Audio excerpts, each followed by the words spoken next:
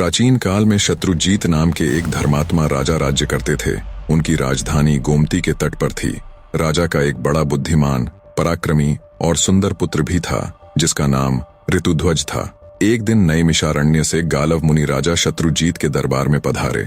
उनके साथ एक बहुत ही सुंदर दिव्य अश्व भी था। उन्होंने राजा से कहा, महाराज, हम आपके राज्य में रहकर तपस्या, यज्ञ तथा भगवान का भजन करते हैं, किंतु एक दैत्य कुछ काल से हमारे इस पवित्र कार्य में बड़ी बाधा डाल रहा है। यद्यपि हम उसे अपनी क्रोध अग्नि से भस्म कर सकते हैं, तथापि ऐसा करना नहीं चाहते, क्योंकि प्रजा की रक्षा करना और दुष्टों को दंड देना यह राजा का कार्य है।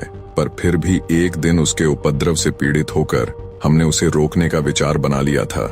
उसी समय यह दिव्य अश्व आकाश से नीचे उतरा और आकाशवाणी हुई, मुने, यह अश्व बिना किसी रुकावट के समस्त पृथ्वी की परिक्रमा कर सकता है। आकाश, पाताल, पर्वत, समुद्र सब जगह आसानी से जा सकता है, इसलिए इसका नाम कुवलय है। भगवान सूर्य ने यह अश्व आपको समर्पित किया है।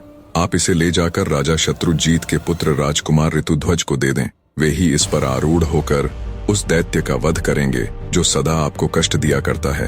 इस अश्वरत्न को पाकर इसी के नाम से ही राजकुमार की प्रसिद्धि होगी और वे कुवलयाश्व कहलाएंगे। इस आकाशवाणी को सुनकर हम आपके पास आए हैं। हे राजन, आप राजकुमार ऋतुध्वज को राक्षस नाश और धर्म की रक्षा के लिए मेरे साथ आने की आज्ञा दीजिए। गालव मुनि के यों कहने पर राजा शत्रुजीत ने बड़ी प्रसन्नता के साथ एक सैन्य टुकड़ी देकर राजकुमार ऋतुध्वज को मुनियों की रक्षा के लिए भेज दिया। महर्षि के आश्रम पहुंचकर वे सब ओर से उसकी रक्षा करने लगे। एक दिन वह मदोन्मत्त दानव शूकर का रूप धारण करके वहां आया। राजकुमार ऋतुध्वज उसको देखते ही शीघ्र घोड़े पर सवार हो उसके पीछे दौड़ पड़े और अर्धचंद्राकार बाण से उस पर प्रहार किया। बाण से आहत होकर वह शूकराकार दैत्य प्राण बचाने के लिए भागा और वृक्षों तथा पर्वत से घिरी हुई घनी झाड़ी में घुस गया, पर राजकुमार के अश्व ने उसका पीछा न छोड़ा। दैत्य भागता हुआ सहस्रों योजन दूर निकल गया और एक स्थान पर बिल के आकार में दिखाई देने वाली अंधेरी गुफा में कूद पड़ा। अश्वारोही राजकुमार भी उसके पीछे उसी गड्ढे में कूद पड़े। राजकुमार ऋतुध्वज जब अंदर गया तो उसे वहां शुक्राकार कहीं भी दिखाई नहीं दिया, बल्कि दिव्य प्रकाश से परिपूर्ण पाताल लोक का दर्शन हुआ। दरअसल दैत्य शुक्राकार जिसमें गया था वो कोई गुफा नहीं, बल्कि पाताल लोक का द्वार था। राजकुमार ने देखा, सामने ही इंद्रपुरी के समान एक सुंदर नगर था, जिसमें सैकड़ों सोने के महल शोभा पा रहे थे। ऋतुध्वज ने भी उत्सुकतावश उसमें प्रवेश किया, किंतु वहां उन्हें कोई मनुष्य नहीं दिखाई दिया। जिज्ञासावश वे नगर में घूमने लगे। घूमते घूमते अचानक उन्हें एक स्त्री नजर आई जो बड़ी जल्दबाजी में कहीं चली जा रही थी।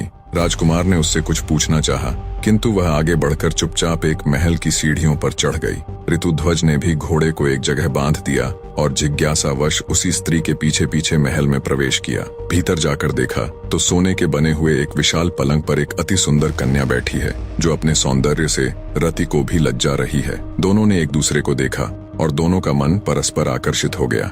राजकुमार को देखते देखते अचानक कन्या मूर्छित हो गई। तब पहली स्त्री, जिसका पीछा करते हुए राजकुमार इस महल में घुसे थे, आई और पंखा लेकर उसे हवा करने लगी। जब वह कुछ होश में आई तो राजकुमार ने उसकी मूर्छा का कारण पूछा, पर लज्जावश वो कुछ भी न बोली और सखी के कान में कुछ फुसफुसाई। राजकुमार की तरफ देखते हुए उसकी सखी ने बोलना प्रारंभ किया, प्रभु, देवलोक में गंधर्वराज विश्वावसु सर्वत्र विख्यात हैं। यह सुंदरी उन्हीं की कन्या मदालसा है। एक दिन जब यह अपने पिता के बाग में घूम रही थी, तभी पाताल केतु नामक दानव ने अपनी माया फैलाकर इसे हर लिया और इसे यहाँ पाताल में ले आया। पाताल केतु का निवास स्थान यहाँ से थोड़ी ही दूर है। पाताल केतु ने कहा है, मदालसा अगर राजी हो, उसकी बात मानती है तो ठीक, वरना आगामी त्रयोदशी को वह इसके साथ जबरदस्ती विवाह करेगा। पर मेरी सखी उस राक्षस के साथ विवाह करने से पहले मरना पसंद करेगी। कुछ दिन पहले ही की बात है, जब मदालसा ने आत्महत्या का प्रयत्न किया था। उसी समय कामधेनु ने प्रकट होकर कहा, बेटी, वह नीच दानव तुम्हें नहीं पा सकता। मृत्युलोक यानी पृथ्वी लोक में जाने पर उसे जो अपने बाणों से बींध डालेगा वही तुम्हारा पति होगा। इतना कह वो अंतर ध्यान हो गई। फिर अपना परिचय देते हुए उस स्त्री ने कहा, मेरा नाम कुंडला है, मैं मदालसा की सखी, विंध्यवान की पुत्री और बौर पुष्करमाली की पत्नी हूँ। मेरे पति देवासुर संग्राम में शुंभ के हाथों मारे गए, तब से मैं तपस्या का जीवन व्यतीत कर रही हूँ। सखी के स्नेहवश यहाँ इसे धीरज बंधाने आ गई। सुना है मर्त्यलोक के किसी वीर ने पाताल केतु को अपने बाणों का निशाना बनाया है। मैं उसी का पता लगाने गई थी। बात सही निकली, पर आपको देखकर मेरी सखी के हृदय में प्रेम का संचार हो गया है। किंतु माता सुरभि के कथन अनुसार इसका विवाह उस वीर के साथ होगा जिसने पाताल केतु को घायल किया है। यही सोचकर दुख के मारे यह मूर्छित हो गई थी। जिससे प्रेम हो उसी के साथ विवाह होने पर जीवन सुखमय बीतता है। इसका प्रेम तो आपसे हुआ और विवाह दूसरे से होगा, यही इसकी चिंता का कारण है। अब आप अपना परिचय दीजिए, कौन हैं और कहां से आए हैं। राजकुमार ने अपना यथावत परिचय दिया तथा उस दानव को बाण मारने और पाताल में पहुंचने की सारी कथा विस्तार पूर्वक कह सुनाई। सब बातें सुनकर मदालसा की प्रसन्नता का कोई ठिकाना नहीं रहा। जिस पुरुष को वो अपना दिल दे बैठी थी उसी से उसकी शादी होगी, ये बात उसके लिए आश्चर्य के साथ साथ बहुत खुशी देने वाली भी थी। उसने लज्जित होकर सखी की ओर देखा किंतु कुछ बोल न सकी। कुंडला ने उसका मनोभाव जानकर कहा, वीरवर, आपकी बात सत्य है। मेरी सखी का हृदय किसी अयोग्य पुरुष की ओर आसक्त हो जाए, ऐसा हो ही नहीं सकता। कमनीय कांति चंद्रमा में और प्रचंड प्रभा सूर्य में ही मिलती है। आपके ही लिए गोमाता सुरभि ने संकेत किया था। आपने ही दानव पाताल केतु को घायल किया है। मेरी सखी आपको पति रूप में प्राप्त करके अपने को धन्य मानेगी। कुंडला की बात सुनकर राजकुमार ने कहा, मैं पिता की आज्ञा लिए बिना विवाह कैसे कर सकता हूँ। कुंडला बोली, नहीं नहीं, ऐसा न कहिए, यह देवकन्या है। आपके पिताजी इस विवाह से प्रसन्न होंगे। अब उनसे पूछने और आज्ञा लेने का समय नहीं रह गया है। आप विधाता की प्रेरणा से ही यहाँ आ पहुँचे हैं, अतः यह संबंध स्वीकार कीजिए। राजकुमार ने तथास्तु कहकर उसकी बात मान ली। कुंडला ने अपने कुलगुरु तुम्बुरु का स्मरण किया। वे समिधा और कुशा लिए तत्काल वहां आ पहुंचे। उन्होंने अग्नि प्रज्वलित करके विधि पूर्वक ऋतुध्वज और मदालसा का विवाह संस्कार संपन्न किया। कुंडला ने अपनी सखी राजकुमार के हाथों सौंप दी और दोनों को अपने अपने कर्तव्य पालन का उपदेश दिया। फिर दोनों से विदा लेकर वह दिव्य गति से अपने अभीष्ट स्थान पर चली गई। ऋतुध्वज ने मदालसा को घोड़े पर बिठाया और स्वयं भी उस पर सवार हो पाताल लोक से जाने लगे। इतने में पाताल केतु को यह समाचार मिल गया और वह दानवों की विशाल सेना लिए राजकुमार के सामने आ डटा। राजकुमार भी बड़े पराक्रमी थे। उन्होंने हंसते हंसते बाणों का जाल सा फैला दिया और त्वाष्ट्र नामक दिव्य अस्त्र का प्रयोग करके पाताल केतु सहित समस्त दानवों को भस्म कर डाला। इसके बाद वे अपने पिता के नगर में जा पहुंचे। घोड़े से उतरकर उन्होंने माता पिता को प्रणाम किया। मदालसा ने भी सास ससुर के चरणों में मस्तक झुकाया। ऋतुध्वज के मुख से सब समाचार सुनकर माता पिता बहुत प्रसन्न हुए। उन्होंने पुत्र और पुत्रवधू को हृदय से लगाकर उनका मस्तक सूंघा। मदालसा पतिगृह में बड़े सुख से रहने लगी। सब कुछ बहुत अच्छे से चल रहा था। तदनंतर एक दिन राजा शत्रुजीत ने राजकुमार ऋतुध्वज से कहा, बेटा, तुम प्रतिदिन प्रातः काल इस अश्व पर सवार हो ब्राह्मणों की रक्षा के लिए पृथ्वी पर चारों दिशाओं में घूमते रहो। राजकुमार ने बहुत अच्छा कहकर पिता की आज्ञा शिरोधार्य की। वे प्रतिदिन पूर्वाह्न में ही पृथ्वी की परिक्रमा करके पिता के चरणों में नमस्कार करते थे। एक दिन घूमते हुए वे यमुना तट पर गए। वहाँ पाताल केतु का छोटा भाई ताल केतु आश्रम बनाकर मुनि के वेश में रहता था। राजकुमार ने मुनि जानकर उसे प्रणाम किया। वह बोला, राजकुमार, मैं धर्म के लिए यज्ञ करना चाहता हूँ, किंतु मेरे पास दक्षिणा नहीं है। तुम अपने गले का यह आभूषण दे दो और यहीं रहकर मेरे आश्रम की रक्षा करो। मैं जल के भीतर प्रवेश करके वरुण देवता की स्तुति कर जल्दी ही लौटूंगा। इतना कहकर तालकेतु जल में घुसा और माया से अदृश्य हो गया। राजकुमार उसके आश्रम पर ठहर गए। मुनि वेशधारी तालकेतु राजा शत्रुजीत के नगर में जा पहुंचा। वहां जाकर उसने कहा, राजन, आपके पुत्र दैत्यों के साथ युद्ध करते करते मारे गए। यह उनका आभूषण है। यूं कहकर वह जैसे आया था उसी प्रकार लौट गया। राजकुमार की मृत्यु का दुखपूर्ण समाचार सुनकर नगर में हाहाकार मच गया। राजा रानी तथा रानीवास की स्त्रियां शोक से व्याकुल होकर विलाप करने लगीं। जब रानी मदालसा ने उनके गले के आभूषण को देखा और मृत्यु का समाचार सुना, तभी रानी ने भी अपने प्राणों को तुरंत त्याग दिया। राजमहल का शोक दुगना हो गया।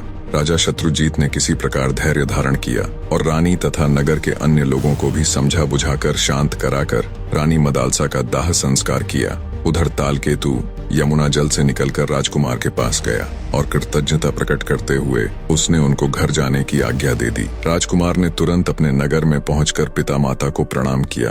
पुत्र को जिंदा और बिल्कुल सही सलामत देख उन्होंने उसको छाती से लगा लिया। उनकी नेत्रों से आंसू बहने लगे। जब राजकुमार ऋतुध्वज को सब बातें मालूम हुईं, तो बड़ी जोरों से हृदय विदारक चीख के साथ जोर जोर से विलाप करने लगे। मदालसा के वियोग से उनका अंतर हृदय रो उठा। राजकुमार ऋतुध्वज की दुनिया सूनी हो गई। उन्होंने मदालसा के लिए जलांजलि दी और यह प्रतिज्ञा की मैं मृग के समान विशाल नेत्रों वाली गंधर्व राजकुमारी मदालसा के अतिरिक्त दूसरी किसी स्त्री के साथ भोग नहीं करूंगा। यह मैंने सर्वथा सत्य कहा है। प्रतिज्ञा कर राजकुमार ऋतुध्वज ने स्त्री संबंधी भोग से मन हटा लिया और समवयस्क मित्रों के साथ मन बहलाने लगे। इसी समय नागराज अश्वतर के 2 पुत्र मनुष्य रूप में पृथ्वी पर घूमने के लिए निकले। घूमते घूमते उनकी राजकुमार ऋतुध्वज के साथ मुलाकात हुई। ऋतुध्वज के सरल और मैत्रीपूर्ण स्वभाव के कारण जल्दी ही उनकी आपस में प्रागढ़ मित्रता हो गई। उनका आपस का प्रेम इतना बढ़ गया कि नागकुमार एक क्षण भी उन्हें छोड़ना नहीं चाहते थे। वे दिन भर पाताल से गायब रहते थे। एक दिन नागराज के पूछने पर उन्होंने ऋतुध्वज का सारा वृत्तांत पिता के सामने कह सुनाया और बोले, पिताजी, हमारे मित्र ऋतुध्वज मदालसा के सिवा दूसरी किसी स्त्री को स्वीकार न करने की प्रतिज्ञा कर चुके हैं। मदालसा पुनः जीवित हो सके ऐसा कोई उपाय करें। नागराज बोले, उद्योग से सब कुछ संभव है, प्राणी को कभी निराश नहीं होना चाहिए। यूं कहकर नागराज अश्वतर हिमालय पर्वत के प्लक्षावतरण तीर्थ में, जो सरस्वती का उद्गम स्थान है, जाकर अपने पुत्रों के मित्र राजकुमार ऋतुध्वज के हितार्थ दुष्कर तपस्या करने लगे। सरस्वती देवी ने प्रसन्न होकर उन्हें प्रत्यक्ष दर्शन दिया और वर मांगने को कहा। अश्वतर बोले, देवी, मैं और मेरा भाई कंबल दोनों संगीत शास्त्र के पूर्ण मर्मज्ञ हो जाए। सरस्वती देवी तथास्तु कहकर अंतर्ध्यान हो गईं। अब दोनों भाई कंबल और अश्वतर कैलाश पर्वत पर गए और भगवान शंकर को प्रसन्न करने के लिए तालस्वर के साथ उनके गुणों का गान करने लगे। अति सुरीली वाणी में अपनी वंदना सुन महादेव जी प्रकट हुए और प्रसन्न होकर कहा, वर मांगो। तब कंबल और अश्वतर ने महादेव जी को प्रणाम कर कहा, भगवान, कुवलयाश्व की पत्नी मदालसा जो अब मर चुकी है, पहले की ही अवस्था में मेरी कन्या के रूप में प्रकट हो। उसे पूर्व जन्म की बातों का स्मरण बना रहे, पहले ही जैसी उसकी कांति हो तथा वह योगिनी एवं योग विद्या की जननी होकर मेरे घर में प्रकट हो। महादेव जी ने कहा, नागराज, तुम श्राद्ध का दिन आने पर यही कामना लेकर पितरों का तर्पण करना और श्राद्ध में दिए हुए मध्यम पिंड को शुद्ध भाव से खा लेना। इससे वह तत्काल ही तुम्हारे मध्यम फण से प्रकट हो जाएगी। नागराज ने वैसा ही किया। सुंदरी मदालसा उनके मध्यम फण से प्रकट हो गई। नागराज ने उसे महल के भीतर स्त्रियों के संरक्षण में रख दिया। यह रहस्य उन्होंने किसी पर प्रकट नहीं किया। तदनंतर नागराज अश्वतर ने अपने पुत्रों से कहा, तुम राजकुमार ऋतुध्वज को यहाँ बुला लाओ। नागकुमार उन्हें लेकर गोमती के जल में उतरे और वहीं से खींचकर उन्हें पाताल में पहुंचा दिया। वहां वे अपने असली रूप में प्रकट हुए। ऋतुध्वज नागलोक की शोभा देखकर चकित हो उठे। उन्होंने नागराज को प्रणाम किया। नागराज ने आशीर्वाद देकर ऋतुध्वज का भलीभांति स्वागत सत्कार किया। भोजन के पश्चात सब लोग एक साथ बैठकर प्रेमालाप करने लगे। तब नागराज ने मदालसा के पुनर्जीवित होने की सारी कथा उन्हें कह सुनाई। मदालसा के पुनर्जीवित होने की खबर सुनकर ऋतुध्वज की खुशी की कोई सीमा नहीं रही। उन्होंने नागराज से हर्षो उत्साहित होकर शीघ्र मदालसा से मिलाने का नम्र निवेदन किया। राजकुमार का हर्षोल्लाह देख नागराज ने बिना किसी देरी के उनको मदालसा से मिलवा दिया। राजकुमार ऋतुध्वज और रानी मदालसा एक दूसरे को देख भाव विभोर हो उठे और एक दूसरे को बहते नेत्रों के साथ गले लगा लिया। ऋतुध्वज के स्मरण करते ही उनका प्यारा अश्व वहां आ पहुंचा। नागराज को प्रणाम कर राजकुमार रानी मदालसा के साथ अश्व पर आरूढ़ हुए और अपने नगर के लिए रवाना हो गए। वहां पहुंचकर उन्होंने मदालसा के जीवित होने की कथा सुनाई। मदालसा ने भी सास ससुर के चरणों में प्रणाम किया। नगर में बड़ा भारी उत्सव मनाया गया। मार्कंडेय पुराण के अनुसार रानी मदालसा के 4 पुत्र हुए। महासती मदालसा ने अपने पुत्रों का उद्धार करके स्वयं भी पति के साथ परमात्मा चिंतन में मन लगाया और थोड़े ही समय में मोक्ष स्वरूप परम पद प्राप्त कर लिया। मदालसा अब इस लोक में नहीं है, किंतु उसका नाम सदा के लिए अमर हो गया।